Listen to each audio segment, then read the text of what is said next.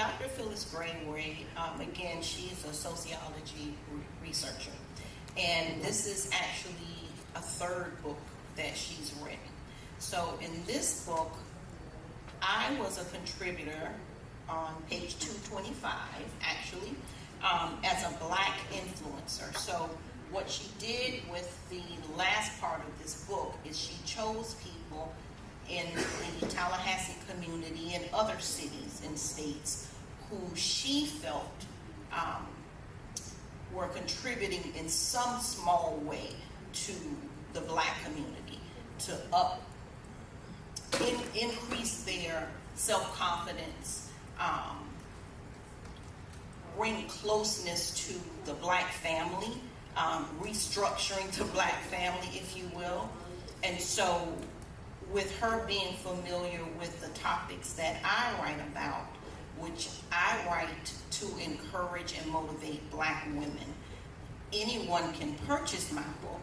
I'll take the money, but the books are written to show love to Black women, to help them see Black men in a different light. I'm trying to help them redefine who a Black man really is and understand as a Black woman what our place is in the life of that Black man.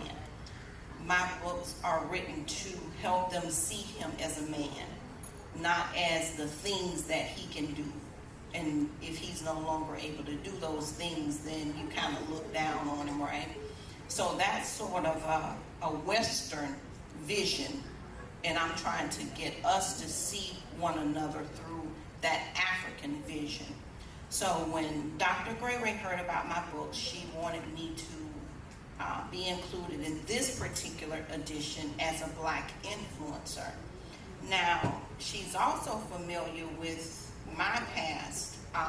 The reason I got into criminal justice is because, well, you know how you hear some people say, well, sticks and stones can break your bones, but words will never hurt you. Have you all heard of that? Well, the first person I ever heard say that was my grandmother, and I believed everything my grandma said. Well, I found out that that particular phrase isn't always true. So I got into criminal justice as a result of being in jail. So that same jail I'm currently working in, and they're paying me to work, I was an inmate there.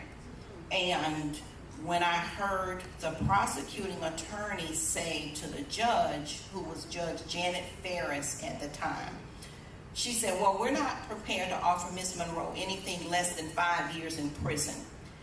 Those words hurt me. You know, it wasn't no sticks and stones. And I'm like, girl, I'm lying because that's hurting me, you know. And I'm thinking, you're going to send me to prison? Like, I'm so nice. Nice people don't go to prison, right? Because I always believe what I saw on TV. If you did the crime, then you should do the time. If you don't want to go to prison, don't be out there breaking the law.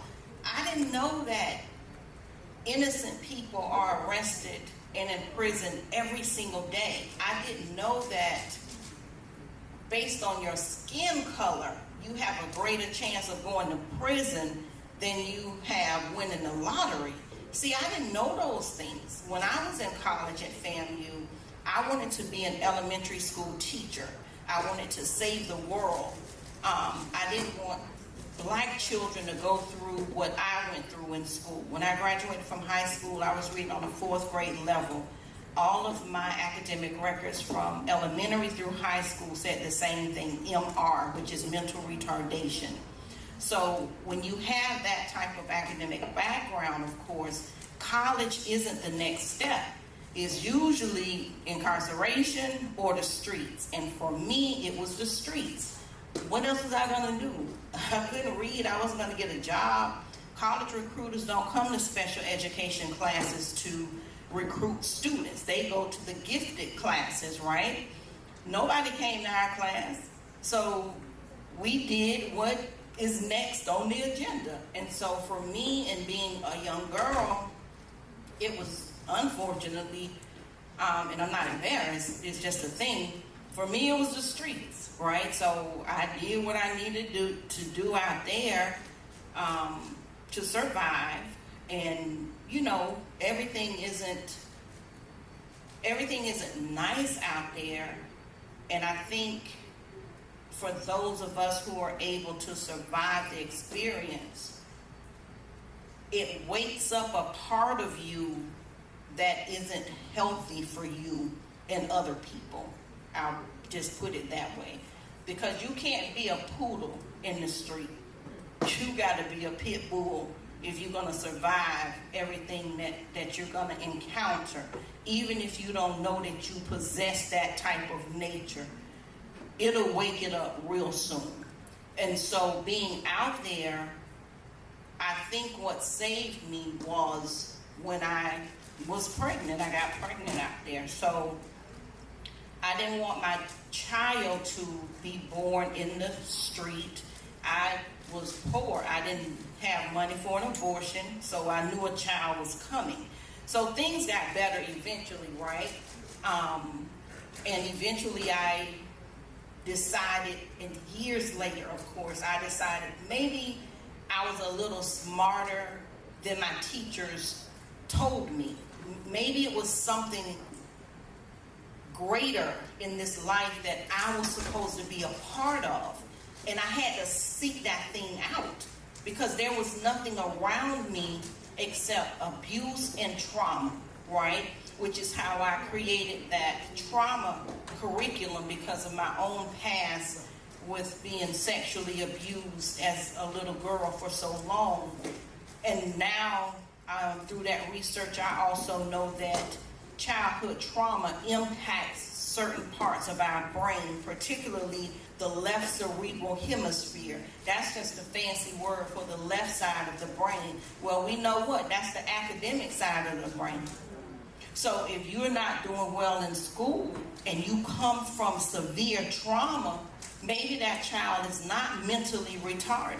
Maybe that child doesn't need to be on medication for attention deficit hyperactivity disorder. Maybe we need to look at what is that child being exposed to in the home. But when I was going through that, no one talked about trauma, triggers, abuse. You know, the corpus callosum, which is the bundle of nerves that separate the brain halves. Nobody talked about maybe something is wrong with the development of this child's brain based on what the men who are being brought through her house is doing to her. Nobody talked about that then, right? And so in doing my own research, that's how I figured out that's what was wrong with me. There was nothing wrong with me in the sense that something I needed to change. Something was wrong based on what people were doing to me, right? So in doing that type of research, once I discovered that, I wanted to share these talents. I wanted to share this information. So I created that trauma-informed care curriculum. Again, started writing about it. Once I gave birth to my daughter, of course, I was still struggling with that, you know. And I definitely didn't want anything like that to happen to my baby. So that was always the focus. How can I keep this little girl protected? That's all I wanted to do. I knew I wasn't smart enough to go to college. That wasn't ever going to happen for me. I just wanted to keep her protected. I promise that's all I wanted to do. But in doing that, I was teaching myself things a little bit at a time, right? So I was just making small achievements, and I learned to be so proud of myself for little things. You see what I'm saying? And so in trying to protect her, I wanted to try my hand at college. Like, how crazy is that thought?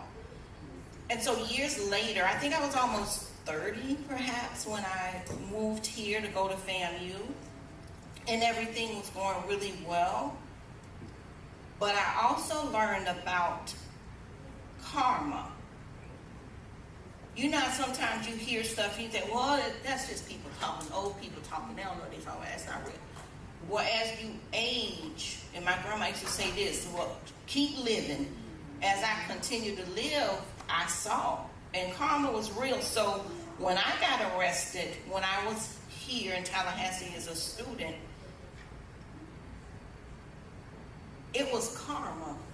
I believe that, because the things I should have gotten arrested for when I was on the street, I didn't.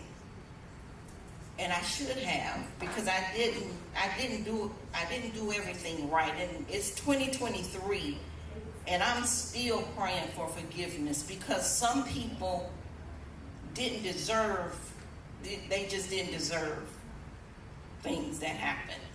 Some of them did though, and some of them got what they deserve. Because if you're a young girl and you have low self-esteem, it shows on your body. And you have predators out there, right, who think they can take advantage of these young girls because they're on the street. And for some of us, we were taken advantage of, but for the others, we learned the game, and we learned to protect ourselves in a way where you the one gonna get taken advantage of, right? So for those people, I'm not praying for forgiveness for that. I probably should, but they got what they deserve, right? And so when I decided to go to college again at almost 30, and I got arrested, and that's when it hit me. Monekka, you did some stuff out there. You got to pay for that. One way or the other, you're going to have to pay. It's coming back to get you, right? So, when I was saying earlier how I learned that even innocent people go to prison and get arrested. Well, I wasn't innocent. I wasn't talking about me in that statement. I did it. I wasn't innocent, but I still shouldn't have gotten arrested because I was so nice at that time. But it didn't matter. So in the end, I did not go to prison. I was on probation for a while. I had to pay some money, but because of that felony, now I can't be an elementary school teacher, right? But continuing to go to school to learn more about myself, and getting these additional degrees. Now I have more degrees than a damn thermometer, but I can teach college. But isn't that crazy, right? So you can't teach down here and make $38,000, but you can teach up here and make a whole lot more. And they thought they were punishing me. Okay, I'll take that punishment, right? So, and doing all of those things, I started writing my story because I was looking for words to help me out of that darkness. I was looking for words to validate me and words to say, okay, Monekka, these are the mistakes you made in your life. You're still great. God can still use you. You can still be a light in somebody else's dark hole. I was looking for words to help me. I couldn't find any. So I started writing. And I started helping myself, if that makes sense, right? And in doing so, I was helping other people too. Because once you start telling your story, you have no idea how many people they've gone through the same thing. They have those same feelings of, I can't get out of this. I'm not worthy. There are spaces that I don't belong. And so many other people feel the same way. And so for me, I know now, everything that I went through in this life, it wasn't even for me. It was for that next person who feels like her only solution is putting a gun to her head, taking those pills, killing her children. That's the only solution. But I think God is now proud of me because I turned around. I did an entire 360. So instead of feeling like I have to hurt somebody to protect myself, now I know I can help people, and that also helps me. And so just listening, learning, being obedient, continuing to read, continuing to study, being around great people, great mentors, and two of my mentors are here tonight, today, the Denards, being around people like Keith, Salam, it helps me to see the good in me. Because sometimes when you look at yourself through somebody else's lens, all you're gonna see are your mistakes. But look at yourself through your own vision. And you'll see not only your flaws, but you'll see your perfection as well. And that's what I lead with. I lead from my own perfections, even on the days they become imperfection. I'm still leading because I know that I have a powerful gift that only I have. And leading that way, that also helps me know that I'm so beautiful. I'm talking about an internal beauty that gives me the peace that I need. Now, brother, I'm so unstoppable. Nobody can put anything in my path that's going to stop me. I might stumble, you know what I mean? I might shake a little bit, I might bend, but I'm not going to break. That's when you know, look, you got a lot of work to do if you letting them break you. Bend a little bit if you got to bend. But at the right time, stand up and start all over again. Because whatever is out there with your name on it, it's always going to be right there. It's just waiting on you to find it. So continue listening, learning, being obedient, and then claim your space on this stage of life. And once you get there, share it with other people. So many times we have great gifts and we hold those gifts hostage. But to do what with? So again, somebody is waiting. So in hearing those things about me, knowing those things about me, Dr. Gray Ray again saw me worthy of being a part of her literary experience. She wanted me to share my story through her work. Again, a great opportunity because now I'm reaching more people through her network. And that's how the world gets to know who you are. Share at this table. Share at that table. And allow them to share with the next table, the next community, the next city. And just continue to believe in your own greatness. I'm so great. Listen, I'm great in my sleep. I don't know what's going on around me when I'm sleeping because I'm sleeping. I snore a lot too. But I'm great even when I snore. You see, but I had to do the work to have that type of confidence in who I am as a woman. And I'm great every single day. I don't apologize for it. I walk in it. And I look better when I'm wearing heels in it. You understand what I'm talking about? So again, I'm not even here to talk about me because my life is so boring. We sure can tell. Y'all give it for Dr. Munroe. Are we having any questions for Dr. Munroe? You're so funny. Yes, ma'am. The common class that you developed, is it only for family students? Well, like I said, FAMU told me no. They didn't see the need for it. So I was asking Keith when we were sitting here eating earlier if this space is rented out to the public because he said yes. So I'm going to talk with the gentleman before I leave to find out how many people will this space hold, when can I rent it, because my thinking is I want to have the very first trauma-informed care conference here in the Tallahassee area. And so the information that I'm sharing with incarcerated individuals, with the correctional officers, I want to bring that out to the greater community. And that's the only way that I can see being able to do that at this time. And that's what I was trying to find out. Absolutely. Is there a way to be able to take the course? Yes, ma'am. And get certified? Yes, ma'am. Yes, ma'am. Have you thought about a nonprofit? So, no, ma'am, I haven't, but I have an LLC. So the businesses that I'm able to negotiate a contract to give my services, That's what I'm getting paid through my LLC. Yes, ma'am.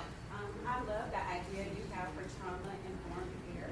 I do a lot of work with early education, like our child care centers, preschools, and that's like a big buzzword for them right now. So I wanted to ask, like, if you reached out to the Children's Services Council, or our Early Learning Coalition, or some of these spaces for early education to see if they would be interested, because when I hear you saying conference, this is something that those teachers would come to, because since COVID, with Yeah.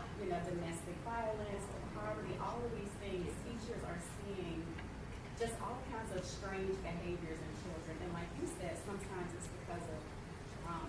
And Absolutely. So I love what you're doing, and if you haven't already, I hope you'll reach out to me. So I've been talking with a couple of principals in some high schools, only because although I've only been back here a year and 2 months, I lived here for almost 20 years. So I used to be a community advocate, just everything criminal justice, I'm just out there, right? So I've talked with some principals, people that I knew when I was here before. You know how some teachers have like those in-service days? So I've been talking to them about possibly bringing me in to do some training. So I haven't reached out to anybody with what you're talking about, but that's definitely a good idea, and I have no problem doing that. I also have an appointment coming up with a couple of judges. When I was here before, I used to teach parenting classes, right? So I want to talk with these judges again, so when people get their children taken away from them temporarily and they have to take certain classes before they get the kids back, I want my name to be a part of those services where they'll have to come to me for 4 weeks, okay, for my trauma-informed course before they get their children back. So it's little niches I'm trying to hit on, but Tallahassee has changed a whole lot since I left. This isn't the same. I mean, they got a thing called Midtown here now. That's like another, they didn't have no Midtown when I was here before. So Well, that came about because Gaston County got midway, so Tallahassee didn't want to get out done, so they came to town. Brittany. Okay, wonderful. Yes, ma'am. I'm sorry. Oh, you. Okay. Do you know Dr. Shayri Turner? No, She is a nationally recognized physician. She's a pediatrician here in Tallahassee. Okay. And she does a lot with trauma-informed care. Okay. She might be a good resource for you. Okay, I'll definitely look her up. Thank you for that. Yes, sir. I was going to say, have you reached out to the family first? I know on Thursday you have things going on, but I would say it'll definitely benefit because I'm one of them.